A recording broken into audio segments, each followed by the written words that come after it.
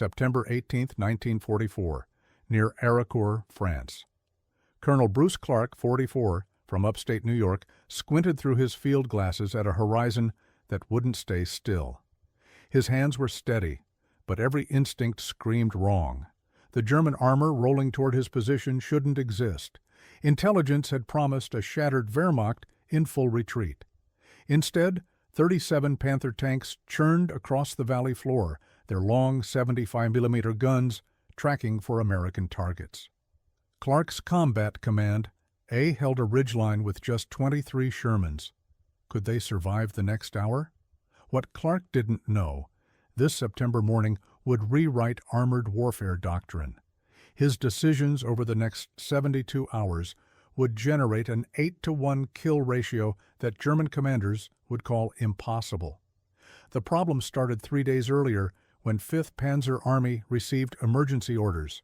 General Hasso von Manteuffel, tasked with stopping Patton's Third Army, scraped together 262 tanks from reserve units across Germany. Most carried the Wehrmacht's newest terror weapon, the Panther AUSF-G, whose frontal armor could shrug off American tank rounds at 2,000 yards. Von Manteuffel's staff calculated simple math. Panthers outgunned, outranged, and outarmored every Sherman in France. The American advance would stop at Arracourt. Clarke studied topographical maps by candlelight that evening. His operations officer pointed to advantages. The Americans held high ground overlooking gentle slopes. Clarke's finger traced something else: dead ground, invisible depressions where vehicles disappeared from direct observation. Depression zones cut the valley into segments. A tank could maneuver through those folds and emerge 400 yards closer without being seen. His tank commanders gathered at 2200 hours. Lieutenant Colonel Abrams, future Army Chief of Staff, currently commanding the 37th Tank Battalion, recognized Clarke's expression. "You've got that look, sir, the one that means conventional tactics just died." Clarke tapped the map. "Panthers hunt at range. Their doctrine depends on standing off and destroying us before we close. But this terrain?" He traced the contour lines. "Every depression becomes an ambush point. We don't fight their battle. We use the ground to force close-range engagements where crew skill matters more than armor thickness." Captain James Leach, a Georgia farm boy commanding a Sherman company, studied the elevation changes. "Sir, that requires letting them penetrate our lines. My crews are supposed to sit tight while Panthers advance." "Your crews are going to become invisible," Clarke replied. "Hull down positions, engines cold, gunners patient. The Germans will move through what they think is empty terrain," his pencil marked firing positions. "Then we hit them from 3 directions simultaneously: flanks, rear deck, turret ring, anywhere but that front glacis plate." What the Germans didn't know, Clarke had spent 18 months studying Soviet armored tactics at Fort Knox. Russian doctrine emphasized terrain mastery over vehicle superiority. Would that knowledge translate to survival? First light on September 19th brought fog that clung to the valley floor. Clarke positioned his Shermans along the ridgeline in a formation that looked random to aerial reconnaissance, but created interlocking fields of fire through the dead ground below. Each tank had a primary firing position and 2 fallback points, all calculated to exploit depression zones. At 0847 hours, German reconnaissance units probed forward. Motorcycle troops with sidecar-mounted machine guns moved through morning mist, reporting back via radio. Clarke's intelligence officer, listening to intercepted transmissions, heard confidence in German voices. They expected token resistance. The main German assault began at 10:15 hours. 37 Panthers, arranged in 3 company-strength formations, advanced across the valley. Their commanders followed textbook doctrine: maintain spacing, use superior range, destroy American armor before closing to 1,000 yards. Von Manteuffel's plan called for a rapid breakthrough that would shatter American cohesion. Clarke watched through field glasses as the lead German company approached the first depression zone. The Panthers disappeared into dead ground, invisible to their own supporting units on the far ridge. "Hold fire," he transmitted to his tank commanders. "Let them commit." Minutes crawled past. American crews, trained to shoot first in every previous engagement, forced themselves motionless. Loaders sweated despite September cold. Gunners tracked empty air where Panthers would emerge. Staff Sergeant Michael Davis, commanding a Sherman in the 37th Battalion, later described the waiting. "I could hear their engines, knew they were 600 yards out, maybe less. Every instinct said, put rounds down range. But the colonel's plan required patience we didn't think we had." The lead Panther company emerged from dead ground at 10:31 hours, now 400 yards closer than their doctrine prescribed. German commanders, expecting long-range duels, suddenly faced American Shermans materializing from concealed positions. Clarke's units opened fire simultaneously from 3 compass points. What happened next would be argued in military academies for decades. How could inferior tanks achieve such devastating results? Sergeant Davis's gunner placed a 76 mm round into a Panther's turret ring at 380 yards. The German tank lurched to a halt, smoke pouring from hatches. Another Sherman crew, positioned on the German flank, targeted drive sprockets, the wheels that powered the tracks. A disabled Panther became a stationary target for additional American tanks converging from multiple angles. The German company commander transmitted urgently, "Taking fire from positions not marked on reconnaissance maps. American armor appearing from unexpected vectors. Request." His transmission ended when a Sherman round penetrated his Panther's thinner side armor. Clarke's innovation went beyond positioning. He'd trained his crews in what he called pack tactics, 3 Shermans focusing on 1 Panther simultaneously. The first Sherman shot might bounce off frontal armor, but it forced the German crew to button up and lose visibility. The second Sherman targeted tracks or suspension. The third aimed for the now stationary vehicle's weaker points. By 10:47 hours, 11 Panthers burned in the valley. German survivors retreated into the same dead ground that had concealed their advance. But now American forward observers called artillery onto those positions. The psychological impact devastated German morale. Panthers, vehicles that had dominated every battlefield since Kursk, died in clusters. Von Manteuffel, receiving reports at 5th Panzer Army headquarters, initially dismissed them as exaggeration. His staff recalculated 11 Panthers destroyed represented 30% of the attacking force eliminated in 36 minutes. The Americans had lost 3 Shermans. That evening, Clarke walked the battlefield with his battalion commanders. Destroyed Panthers littered terrain the Germans had considered ideal tank country. Lieutenant Colonel Abrams pointed to impact points on German hulls. "Sir, we're hitting them at angles they never trained to defend. Their doctrine assumes frontal engagements." Clarke nodded. "Doctrine becomes dogma. They've been winning so long with the same tactics, they can't imagine terrain dictating the fight instead of hardware." He turned to study the ridgeline. "Tomorrow they'll come again, more cautious maybe, but they'll come. And we'll use different positions, different ambush points." His voice carried certainty. "This terrain is ours. We know every fold, every depression, every angle. They're visitors." What Clarke couldn't predict, the Battle of Arracourt was just beginning. Over the next week, German commanders would commit 262 tanks to breaking his defense. The kill ratio would climb to levels that seemed mathematically impossible. But first, 5th Panzer Army needed to understand what had gone wrong, and whether American success was luck or systematic tactical revolution. Colonel Bruce Clarke didn't invent terrain exploitation. His genius involved recognizing that American tank crews, though operating inferior vehicles, possessed advantages German commanders consistently undervalued. Clarke's background shaped his tactical philosophy. Before receiving command of Combat Command A, he'd spent 3 years at the Army's Command and General Staff College, studying historical battles where smaller forces defeated superior armies. His analysis focused on one consistent factor: terrain mastery. At Cannae, Hannibal used hills to conceal his cavalry. At Agincourt, Henry V forced French knights through muddy bottlenecks. Clarke applied those lessons to mechanized warfare. His training methods, implemented during the Atlantic crossing and through France, emphasized crew coordination over individual vehicle performance.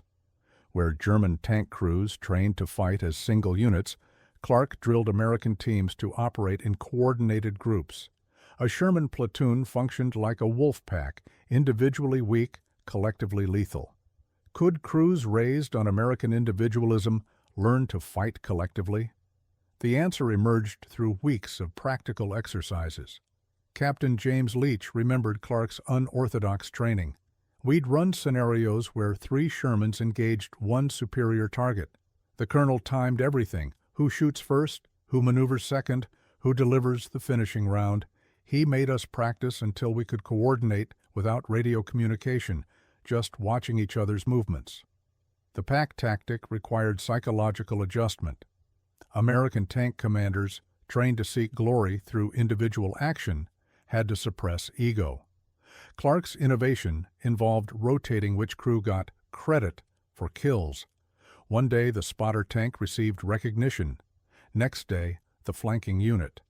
This eliminated competition between friendly crews. His second innovation addressed the Sherman's critical weakness: frontal armor couldn't stop Panther rounds beyond 800 yards.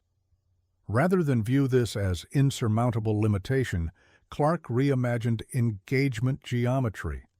If American tanks couldn't survive frontal duels, the solution was simple: never fight frontal duels. What Clarke discovered: terrain around Arracourt contained something rare in France's rolling countryside. Micro-terrain features, depressions, folds, and ridges created dozens of invisible approach vectors. He spent 2 weeks before the German attack personally reconnoitering every square mile of prospective battlefield. Clarke would drive to potential German assembly areas, then study what he could see from those positions. His operations officer found him at dawn one morning, standing in a muddy depression. "Sir, what are we looking for?" Clarke pointed to the ridgeline 600 yards distant. "From here, I can't see the reverse slope. A tank positioned there becomes invisible until I'm within 400 yards. He marked coordinates on his map. "Now we know exactly where to put our Shermans. The Germans will do their reconnaissance from the far ridge, plot their advance routes, and never spot our positions until we open fire." The terrain advantage multiplied when combined with another American strength: radio communication. German tanks in 1944 carried radios only in command vehicles, limiting coordination. Every American Sherman had a radio. Clarke exploited this disparity ruthlessly. His fire control plan divided the battlefield into grid squares, each assigned a code name. When German armor appeared, forward observers transmitted position updates using the coded system. American tank commanders received real-time intelligence about enemy movements through terrain they couldn't directly observe. A Sherman crew hidden in hull-down position would hear Panthers entering Eagle sector, moving northeast, 3 vehicles. Lieutenant Samuel Hoffman, commanding a reconnaissance platoon, described the system's effectiveness. "We had scouts positioned where they could see into dead ground. They'd watch Panthers move through depressions, track their progress, calculate where they'd emerge. Our gun tanks received firing solutions before German crews knew Americans were present." The third component of Clarke's system involved artillery integration. American field artillery battalions positioned their guns to cover the same depression zones that concealed Sherman positions. When Panthers penetrated American lines, which Clarke's plan deliberately encouraged, they entered a killing zone dominated by converging fires. Clarke's operations order, distributed to battalion commanders on September 18th, outlined the concept: enemy armor possesses superior range and protection. Our advantage lies in crew training, radio communication, and intimate terrain knowledge. Engage enemy forces only at ranges where crew skill determines outcomes, not vehicle specifications. Use terrain to force close-range encounters. Coordinate fires to achieve local numerical superiority, regardless of overall force ratios. The numbers seemed impossible, one American tank battalion achieving better than 3-to-1 kill ratios against Panthers, but Clarke's after-action reports confirmed every detail. German doctrine, refined through years of Eastern Front combat, emphasized standoff engagements. Panther crews trained to identify targets at extreme range, fire first, and withdraw before enemy forces closed distance. This worked against Soviet tanks with inferior optics and coordination. Against Clarke's integrated system, German advantages evaporated. Consider the mathematical reality. A Panther, fighting alone at 400 yards against 3 coordinated Shermans, faced simultaneous threats from multiple angles. German crews could engage one target while 2 others maneuvered for flank shots. Even if the Panther destroyed one Sherman, the remaining American tanks achieved firing positions during the engagement time. Clarke calculated that 3 Shermans properly positioned and coordinated could destroy any single German tank within 90 seconds. The resource trade, 3 American lives for 1 German crew, remained brutal, but the tactical mathematics favored American numerical superiority. His system required extensive crew training in target identification and rapid engagement. Sherman gunners practiced on wooden Panther silhouettes, positioned at various angles, learning to recognize vulnerable points: turret ring, lower hull, engine deck, drive sprockets, cupola hatches. A gunner who could identify these targets in 3 seconds gained crucial advantage. Captain Leach's company ran live-fire exercises where crews competed to hit specific weak points on abandoned German vehicles captured during the August advance. The colonel brought in 3 knocked-out Panthers, positioned them at different angles, and made us shoot until we could hit turret rings in darkness, Leach recalled. We thought he was crazy. Turned out he was preparing us for exactly what happened at Arracourt. The psychological dimension mattered equally. Clarke understood that German tankers, accustomed to dominating battlefields, would grow confused and demoralized when facing unexpected tactics. A Panther crew expecting long-range gunnery duels would hesitate when American tanks appeared at close quarters from unexpected directions. German tank commanders at Arracourt transmitted panicked radio messages, intercepted by American intelligence. Enemy tanks materializing from positions not shown on maps. Taking fire from multiple directions simultaneously. Cannot establish firing line. American armor everywhere. This confusion multiplied battlefield chaos. German companies trained to maintain formation and mutual support broke apart when individual crews faced threats from unplanned vectors. Panthers that should have supported each other instead fought isolated battles against coordinated American teams. Clarke's most controversial decision involved accepting casualties as tactical necessity. He knew German crews, seeing destroyed Shermans, would grow confident and press attacks deeper into American positions. This confidence was exactly what Clarke's system required. Overconfident German tankers advanced into depression zones, where American armor waited in ambush. His operations officer questioned the approach. "Sir, we're using our own losses as bait?" Clarke's response revealed his understanding of psychological warfare. Every destroyed Sherman convinces German commanders their tactics work. They'll commit reserves to exploit perceived success, and we'll have fresh ambush positions waiting. Would this brutal calculus work against an enemy known for tactical flexibility and battlefield adaptation? The answer would come when 5th Panzer Army committed its full strength to breaking Combat Command A's defense.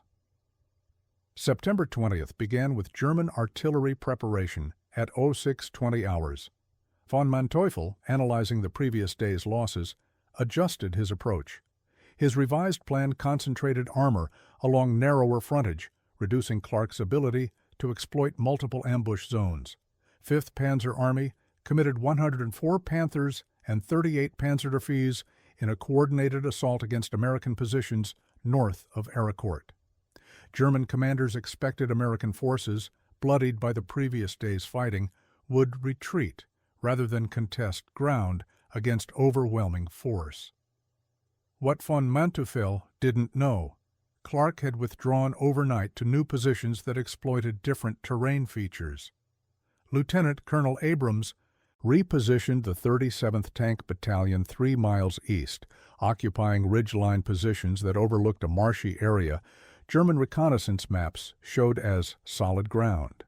September rains had saturated the low-lying terrain, creating mud that looked firm from aerial observation but would trap heavy vehicles. The German assault began at 07:15 hours. Panthers advanced in company-strength formations, maintaining intervals that prevented clustering.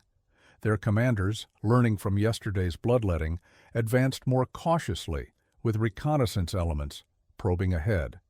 Captain Wilhelm Hoffmann, commanding a Panther company in the 111th Panzer Brigade, reported confidence in the revised approach. His company moved through terrain that appeared ideal for armored operations: gentle slopes, good visibility, no obvious concealment for American forces. Could anything stop this methodical advance? At 07:47 hours, Hoffmann's lead platoon entered the marshy zone. Within minutes, 3 Panthers bogged down axle-deep in mud, hidden beneath innocent-looking grass. Recovery vehicles attempting to extract stranded tanks became stuck themselves. The advance halted as commanders assessed alternative routes. Clarke watched through field glasses as German formations clustered around disabled vehicles. "Now," he transmitted to artillery observers. American 155mm howitzers, pre-registered on the marsh coordinates, dropped 60 shells into the congested area within 4 minutes. 3 more Panthers exploded. The remainder withdrew in disorder. But the German assault continued along other sectors. A full battalion of Panthers moving south of the marsh encountered American positions on a ridgeline Clarke's staff had designated Phase Line Charlie. What followed demonstrated how quickly American crews had absorbed Clarke's tactical system. Sergeant Michael Davis commanded one of 6 Shermans positioned hull down along the ridgeline. His crew had spent the previous evening preparing their position, digging out earth behind the crest to lower the tank's silhouette, camouflaging the position with branches and torn netting, pre-calculating ranges to likely German approach routes. German Panthers approached from the northwest at 08:14 hours, moving in a textbook echeloned formation. Their commanders expected to crest the next rise and engage American armor at 1,200 yards, comfortable range for German guns, suicidal distance for Shermans. Davis waited until the lead Panthers crested the rise at 520 yards. His gunner, Corporal James Martinez from San Antonio, had already ranged the target zone using landmarks. "Identified," Martinez announced. "Panther, left forward quadrant." "Fire," Davis ordered. Martinez's first round penetrated the Panther's turret ring. The German tank lurched sideways, smoke billowing from hatches. Simultaneously, 5 other Shermans fired on adjacent targets. 3 Panthers burned within 15 seconds. The surviving German tanks attempted to reverse down the slope, but Clarke's plan had anticipated retreat routes. American tank destroyers, M18 Hellcats with high-velocity 76mm guns, waited in concealed positions covering the reverse slope. German crews, backing away from Sherman fire, exposed their thinner rear armor to Hellcat ambush. Captain Hoffmann watched 11 tanks in his battalion destroyed within 6 minutes. His after-action report captured German confusion. American forces demonstrated coordination impossible for their doctrine. Tank units, artillery, and tank destroyers operated as unified entity. Our intelligence described American armor as brave but poorly trained. This assessment proved catastrophically incorrect. How long could the Germans maintain offensive operations against such mounting losses? Von Manteuffel received casualty reports at noon. 47 tanks destroyed or disabled, American losses estimated at 12 Shermans. The math defied German staff calculations. Panthers weren't supposed to burn at 4-to-1 ratios. The German commander faced decision point. He could withdraw and admit failure, or commit his reserve. 2 full panzer brigades held back for exploiting breakthrough. Von Manteuffel chose persistence, but with modified tactics. His afternoon assault concentrated on a narrow sector east of Arracourt, where terrain offered fewer ambush positions. German commanders hoped to achieve breakthrough by sheer weight of armor, 96 tanks advancing across 2-mile frontage. American positions in that sector held only 29 Shermans. Clarke anticipated the concentration. Rather than reinforce the threatened sector, he prepared a tactical innovation his staff called fluid defense. American tanks would engage German forces briefly, then withdraw to successive fallback positions. Each fighting withdrawal would pull German armor deeper into terrain where American artillery and air power could exact maximum toll. The German assault began at 14:10 hours. Panthers advanced through terrain that appeared more favorable. Fewer depressions, better sight lines, solid ground verified by engineers. Captain Leach's company occupied the initial defensive line. "We're not here to hold," Clarke had briefed Leach. "You'll engage, inflict losses, then pull back 800 yards to the next position. Make them chase you through kill zones." Leach's Shermans opened fire at 700 yards, using the extended range to disrupt German formations without committing to sustained combat. 4 Panthers took hits. German companies, seeing American resistance, deployed into assault formation and pressed forward. At 14:33 hours, Leach ordered withdrawal. His companies pulled back in sequence, one platoon providing covering fire while others displaced, then reversing roles. German commanders, sensing American retreat, accelerated their advance. This was exactly what Clarke wanted. Panthers, pursuing what appeared to be fleeing American armor, entered terrain covered by pre-positioned artillery concentrations. American forward observers walked shell fire through German formations as they advanced. The effect multiplied as Panthers, focused on the withdrawing Shermans, bunched together for mutual support. Staff Sergeant Davis, now positioned at the 2nd defensive line, watched Panthers emerge through smoke and dust at 480 yards. "They're chasing us right into the grinder," he observed to his crew. His gunner, Martinez, targeted the lead Panther's drive sprocket. The German tank shed its left track and slewed sideways, blocking the advance route for vehicles behind it. The German assault stalled amid burning Panthers and artillery impacts. Survivors, attempting to withdraw, discovered American forces had infiltrated around their flanks using, again, micro-terrain features German reconnaissance missed. Lieutenant Samuel Hoffman's reconnaissance platoon, operating light M5 Stuart tanks, raced through a ravine German maps showed as impassable. His unit emerged on the German flank at 15:12 hours. Stuart tanks couldn't penetrate Panther armor frontally, but they didn't need to. Hoffman's mission involved spotting, not combat. His reports guided American artillery and P-47 Thunderbolt fighter bombers onto German positions. Thunderbolts, armed with high-velocity aerial rockets, destroyed 18 Panthers that afternoon. Von Manteuffel's assault collapsed by 1600 hours. His reserves had been committed and defeated. 5th Panzer Army had lost 107 tanks in 2 days against 31 American losses. The kill ratio approached 3.5 to 1. Could the German army absorb such losses and maintain offensive capability? That evening, Clarke's staff compiled after-action assessments. Operations officers noted German adaptations, more cautious reconnaissance, better spacing between vehicles, attempts to avoid terrain that favored American tactics. But these adaptations came too late. Lieutenant Colonel Abrams summarized the situation. "They're learning, but we're already teaching the next lesson. Every time they adjust, we exploit their adjustment. They train to fight one way their whole careers. We're making up new ways every day." Clarke understood his advantage was temporary. German commanders would eventually develop countermeasures. But time worked against von Manteuffel. Each day of failed assault depleted German reserves, while American reinforcements flowed into France. The tactical puzzle wasn't to defeat Germany's armor permanently, just long enough for strategic reality to overwhelm German resistance. September 21st brought fog and intermittent rain. Von Manteuffel suspended major operations, using the day to reorganize shattered units and integrate replacement vehicles rushed from Germany. His staff calculated that 5th Panzer Army needed at least 120 combat-ready tanks to resume effective operations. Maintenance crews worked through the night repairing damaged Panthers and incorporating newly arrived vehicles.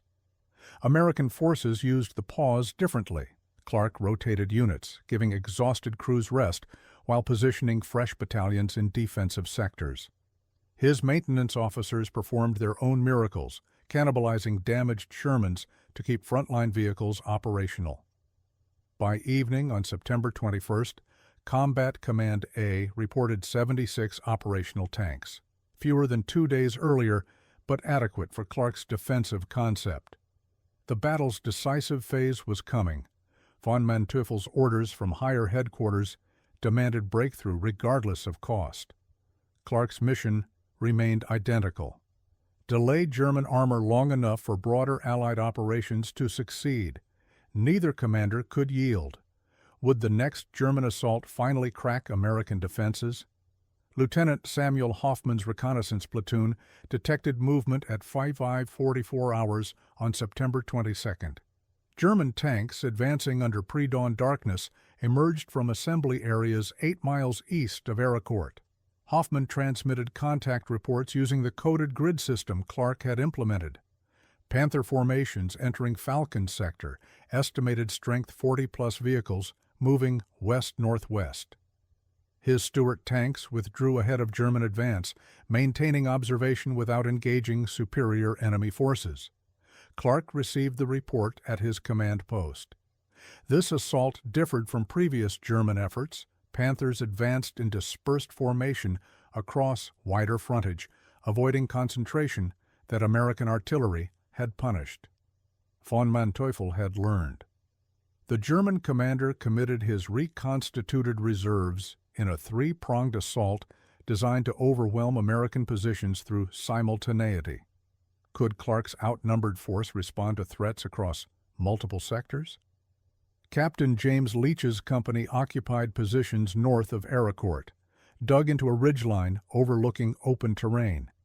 At 06:23 hours, 31 Panthers emerged from morning mist at 1,400 yards, beyond effective Sherman range. German crews, finally employing terrain to their advantage, had positioned themselves for the standoff battle their doctrine prescribed. Leach watched through binoculars as German commanders organized their assault formation. His radio crackled with reports from other sectors: Panthers engaging Eagle positions, enemy armor penetrating Hawk sector. The German offensive was developing exactly as von Manteuffel planned: simultaneous pressure across all American positions. Clarke's response demonstrated the flexibility his system enabled. Rather than rigidly defending each sector, he authorized selective withdrawal from positions where German forces achieved temporary advantage. American tanks displaced to fallback positions while artillery and air power harassed German advances. The goal was not holding ground, but maintaining operational cohesion.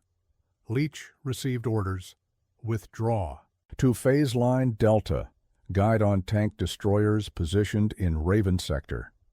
His company pulled back through terrain his scouts had reconnoitered the previous day.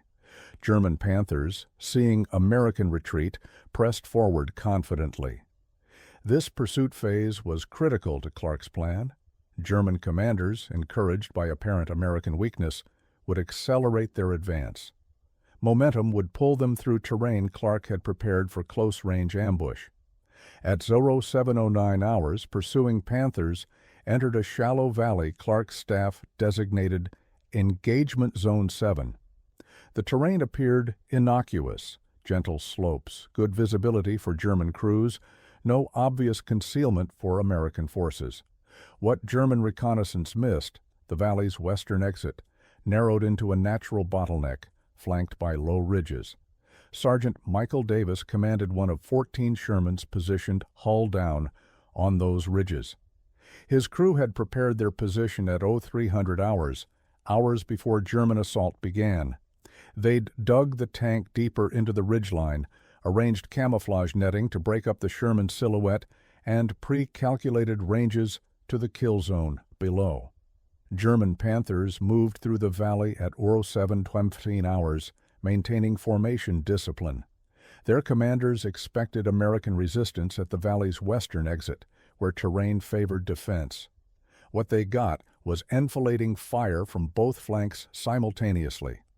14 Shermans, positioned to create overlapping fields of fire, opened up at ranges between 320 and 480 yards. Davis's gunner, Corporal Martinez, targeted a Panther's exposed flank as it navigated the narrowing valley. His first round penetrated the side armor, detonating the German tank's ammunition. The explosion was so violent, it damaged an adjacent Panther. How many Panthers could survive such concentrated fire? The valley became killing ground. German crews, trained to fight forward-facing threats, found themselves engaged from sides and rear. Panthers attempting to reverse course collided with vehicles behind them.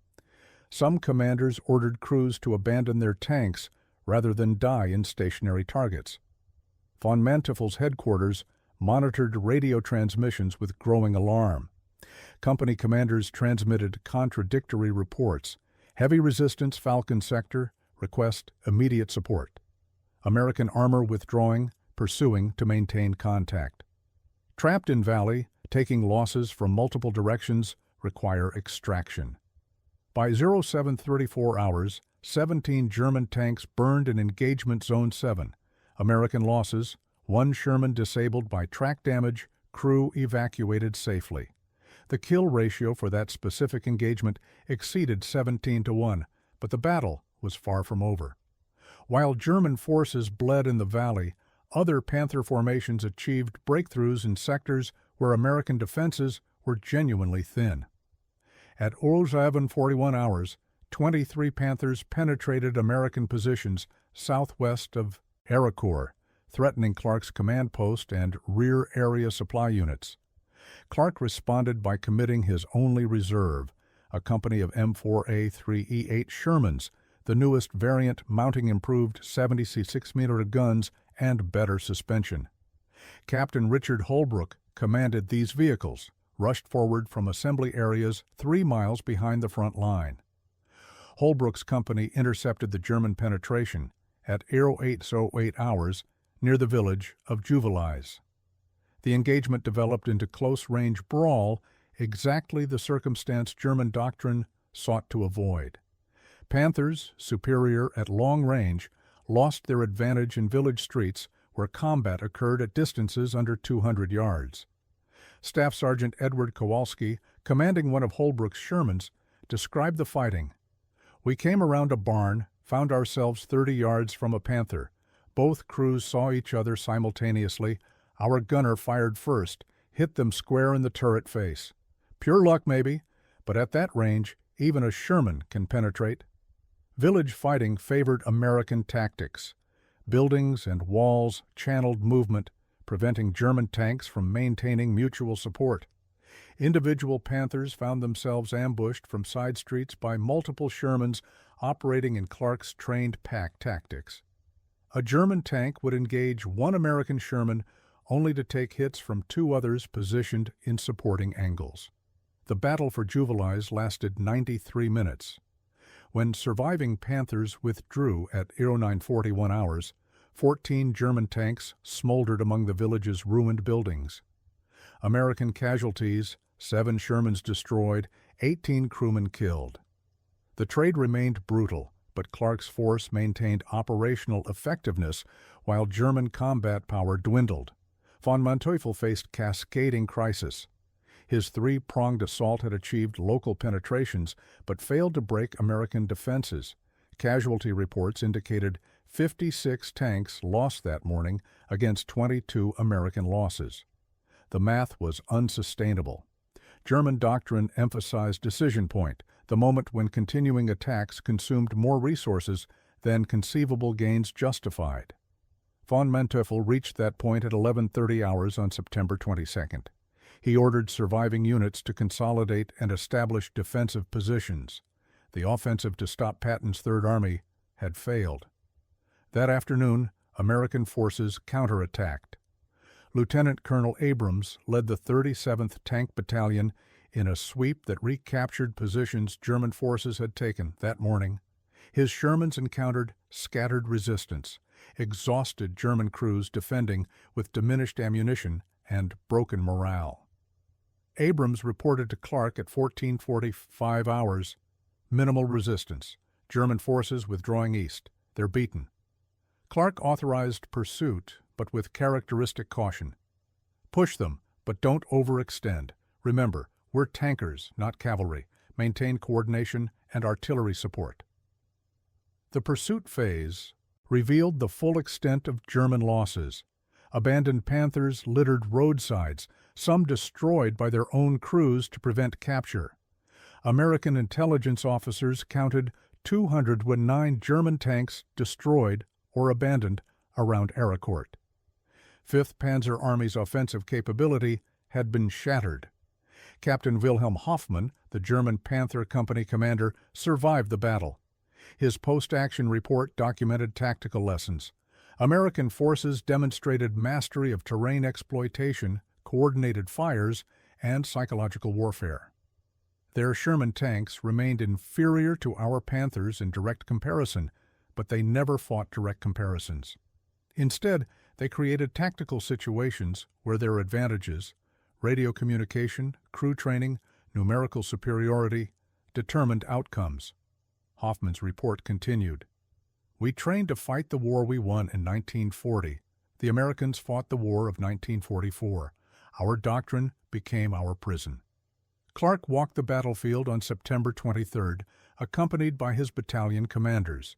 Destroyed tanks, German and American, marked where tactical theory had met reality. Lieutenant Colonel Abrams studied a burned-out Panther. Sir, intelligence will want to know how we did this. What do we tell them? Clarke considered the question. Tell them terrain beats armor, coordination beats individual superiority, and flexible thinking beats doctrine. He paused, looking across the scarred landscape. But mostly, tell them American tank crews proved courage and skill can overcome any mechanical disadvantage. The cost had been significant. Combat Command A lost 86 crewmen killed, 112 wounded. 48 Shermans were destroyed beyond repair, but Clarke's force remained operationally capable, ready to resume offensive operations. 5th Panzer Army, by contrast, required weeks of reconstitution before returning to combat effectiveness.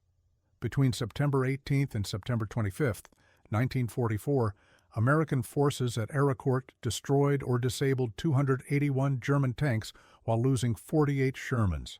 This represented an 8-to-1 kill ratio that military analysts initially dismissed as exaggeration until captured German records confirmed American claims. The numbers seemed impossible. How could inferior tanks achieve such decisive results? But meticulous after-action reports from both sides confirmed every detail. The immediate tactical impact altered Third Army's operational timeline. Patton's advance, which German High Command expected to stall at Arracourt, continued with minimal delay. 5th Panzer Army's destruction removed German capability to threaten American flanks during subsequent operations toward the Rhine. Strategic consequences rippled through Wehrmacht planning. Could German armor doctrine, successful for 4 years of warfare, survive against American tactical adaptation? The broader causation chain began at tactical level and escalated through operational and strategic effects. Tactically, Clarke demonstrated that terrain mastery and crew coordination could overcome vehicle inferiority. This tactical innovation enabled operational success, Third Army's continued advance prevented German forces from establishing defensive lines along the Moselle River. Operational success contributed to strategic outcomes. American armies maintained momentum through autumn 1944, positioning Allied forces for eventual Rhine crossing and Germany's defeat. German commanders studied Arracourt with obsessive detail. General Heinz Guderian, Inspector General of Panzer Troops, circulated reports throughout the Wehrmacht. His analysis noted, American forces demonstrated capabilities our intelligence consistently underestimated. Their radio networks enable coordination German doctrine assumes impossible. Their flexible tactics exploit terrain in ways our rigid procedures cannot match. Guderian's recommendations emphasized doctrinal reform, but Germany in late 1944 lacked resources to retrain panzer crews or redesign operational concepts.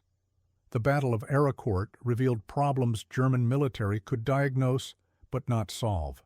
American armored doctrine underwent immediate revision. The Army's Armored School at Fort Knox incorporated Clarke's tactics into standard curriculum. His concepts, pack tactics, terrain exploitation, integrated combined arms, became foundational principles for U.S. armored operations through the war's conclusion. Post-war developments extended Arracourt's influence. The U.S. Army's 1946 manual, Armor in Battle, devoted an entire chapter to the engagement. Clarke's innovations influenced NATO armored doctrine during the Cold War, particularly concepts for defending Western Europe against numerically superior Soviet forces. The idea that inferior equipment could defeat superior adversaries through tactical excellence resonated throughout the next 4 decades. Modern applications remain relevant. The Battle of Arracourt appears in military academy curricula worldwide as case study in several principles: terrain analysis, combined arms coordination, psychological warfare, and the primacy of training over equipment. Israeli armored forces studied Arracourt's tactics when developing doctrine for their own conflicts against numerically superior opponents. The specific tactical lessons evolved into broader doctrinal concepts. Clarke's pack tactics became the foundation for American armored platoon organization, groups of 4 tanks operating in coordinated teams rather than individual vehicles. His emphasis on radio communication influenced U.S. military investment in tactical communication systems. His terrain exploitation techniques shaped modern military concepts of key terrain and engagement areas. Character fates reflected the battle's significance. Colonel Bruce Clarke received promotion to brigadier general in November 1944. He commanded the 7th Armored Division during the Battle of the Bulge, where his defense of St. Vith employed similar tactics to those proven at Arracourt. Clarke retired as a 4-star general in 1962, having influenced an entire generation of American armor officers. Lieutenant Colonel Creighton Abrams succeeded Clarke as Combat Command A's commander in 1945. His career culminated as U.S. Army Chief of Staff from 1972 to 1974, where he oversaw fundamental reforms following Vietnam. The M1 Abrams tank, named in his honor, embodied principles learned at Arracourt: superior crew training, excellent situational awareness through advanced sensors, and emphasis on coordinated maneuver. Captain James Leach survived the war, returning to Georgia, where he taught high school history. He spent decades corresponding with German veterans, including Captain Wilhelm Hoffmann. Their exchanges revealed mutual respect between opponents who recognized professional excellence regardless of nationality. Sergeant Michael Davis and Corporal James Martinez remained friends after demobilization. They attended 37th Tank Battalion reunions until Davis's death in 1998. Martinez, in a 2004 interview, reflected, "People ask if we were scared. Of course we were terrified, but Colonel Clarke gave us confidence that tactics and training could beat better equipment. We proved it every day at Arracourt." Von Manteuffel survived the war, later serving in West Germany's military during the 1950s. His memoirs acknowledged Arracourt as turning point in his understanding of armored warfare. He wrote, "We assumed technical superiority guaranteed victory. The Americans taught us that tactical flexibility, combined with industrial capacity to replace losses, ultimately determines outcomes. They accepted their Sherman's limitations and created doctrine that minimized weaknesses while exploiting strengths." The battlefield itself remained scarred for decades. Locals collected scrap metal from destroyed tanks through the 1950s. Several preserved Panthers sit in museums across Europe and America, silent testimony to the battle's intensity. The town of Arracourt erected a memorial in 1984 honoring both American and German soldiers who fought there. Clarke's September 18th Gambit, allowing German armor to penetrate American positions to create ambush opportunities, became standard defensive doctrine. The calculated acceptance of risk, the patient preparation of killing zones, the refusal to fight enemy battles on enemy terms, these principles shaped military thinking far beyond WWII's conclusion. A single week in September 1944 proved that wars are won by thinking, not just hardware.